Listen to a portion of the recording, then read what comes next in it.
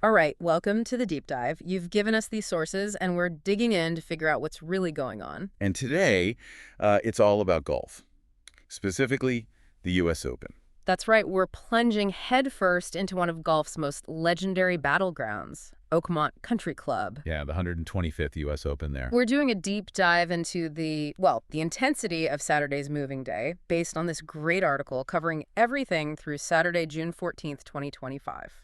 And looking ahead to Sunday, which is always something else at Oakmont.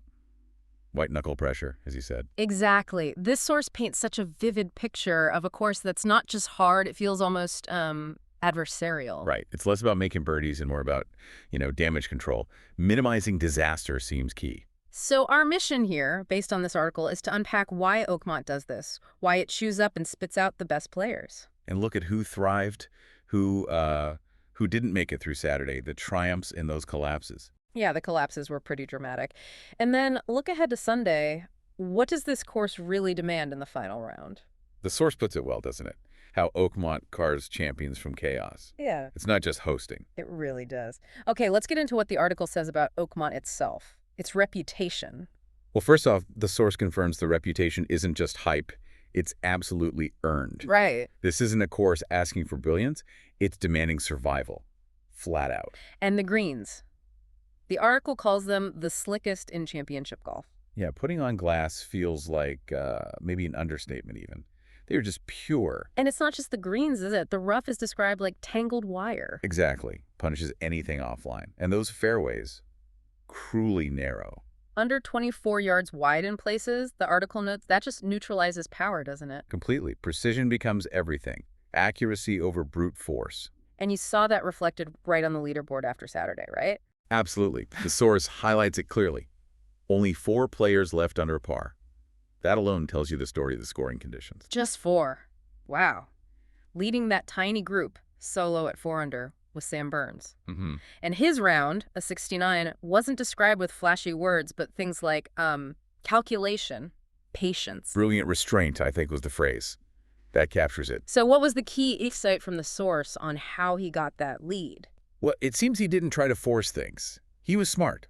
Calculated. Oh, okay. He did falter a bit bogey at the second, a 3-putt on 16. He showed he's human, right? Right, even the leader isn't immune. But the source really emphasizes his laser-focused ball striking, and maybe even more importantly, his scrambling. It was near faultless. So when Oakmont inevitably put him in trouble. He got out of it, saved par. Like that deft wedge on 17 set up a tap-in birdie. That gave him the solo lead. So defense was just as important as offense for him. Definitely. Maybe more so on Saturday. Interesting. Okay, just one shot back, tied second at 3 under, Adam Scott. The veteran. Yeah. And what a round he had. Ace 67. The source called it the round of the day.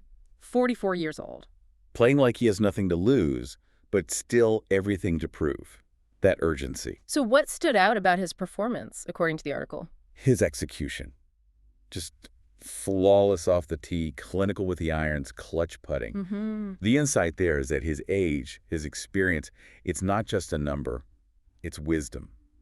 Especially major championship wisdom. He understands the pressure kicker. Exactly. Knows when to push, and crucially, when not to push at Oakmont. Makes sense.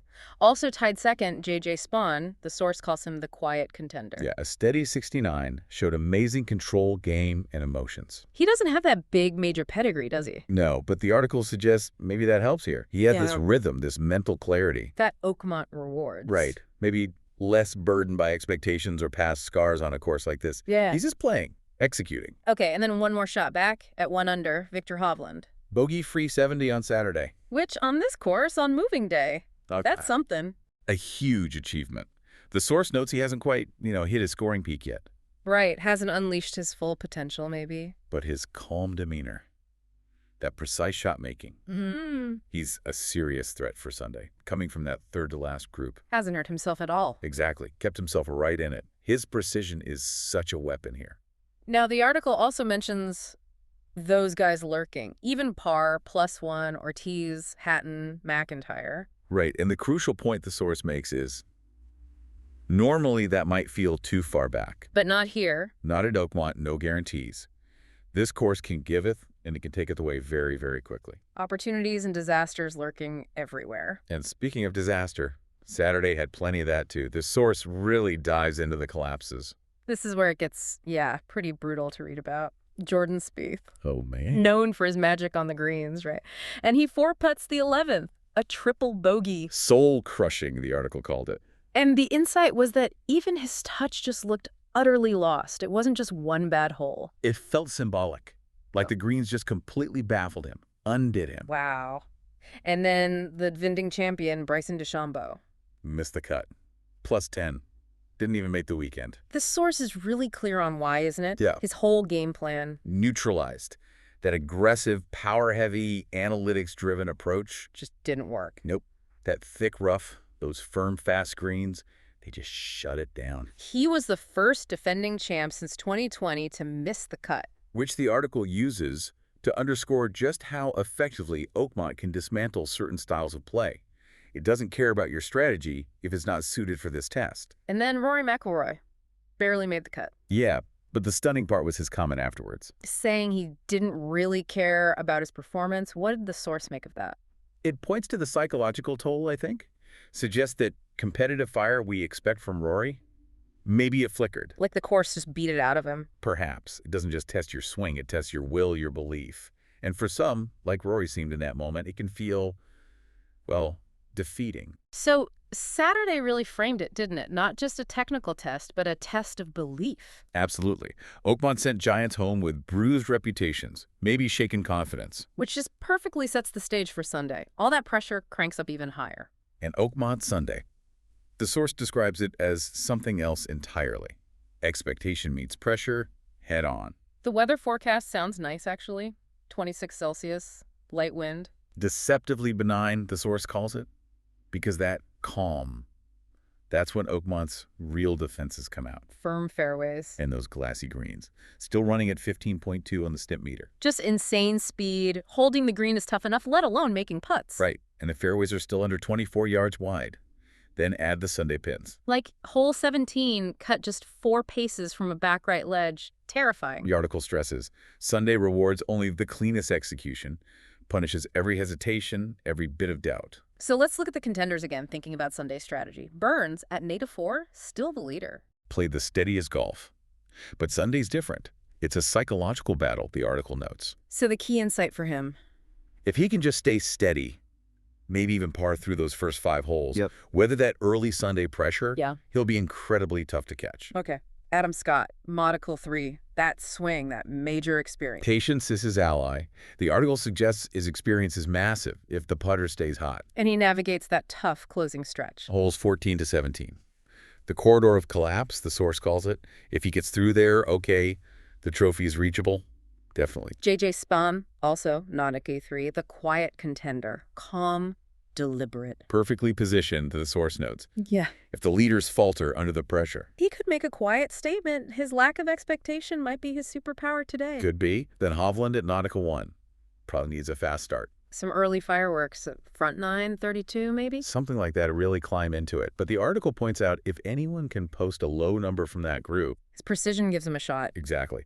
He's maybe the most likely candidate for a low one out there. And we can't discount Hatton, Ortiz, McIntyre lurking back there. Absolutely not. The source is clear. They are more than capable of a fearless 65. That could change everything instantly. Especially on a course this volatile. The strategic traps are everywhere Sunday. Hole 10, for instance. Ah, yes, the article called it Burns' ghost hole this week. He's played it +3. He needs to handle that one today. And then that infamous stretch, 13 through 17, the corridor of collapse. Where majors are won and lost here, the source highlights. Why is that stretch just so brutal back-to-back like that? It's just relentless pressure. 13's a tough par 4, 14 a long par 3, often into wind. 15, another tough par 4. 16, a brute of a par 3, treacherous green.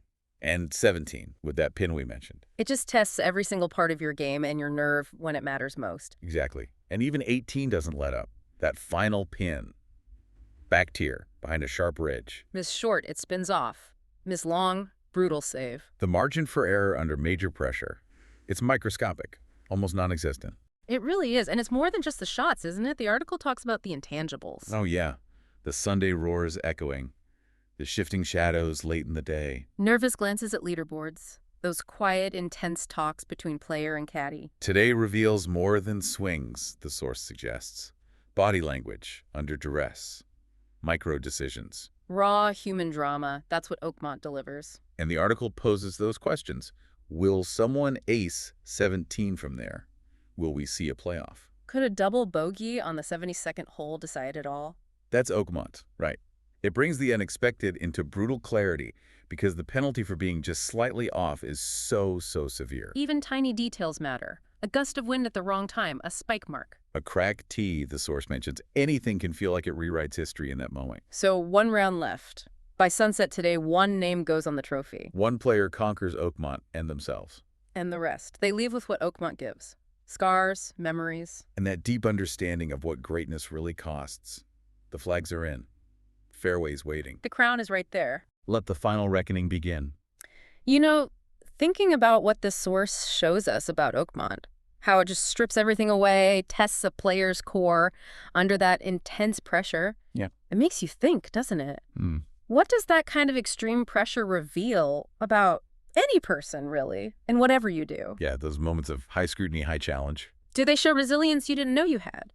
Or, do they expose vulnerabilities? It's a fascinating question. Oakmont Sunday will definitely answer it for one golfer today. And maybe the lessons learned watching them go through it, maybe they apply to all of us facing our own, pressure points. Something to think about.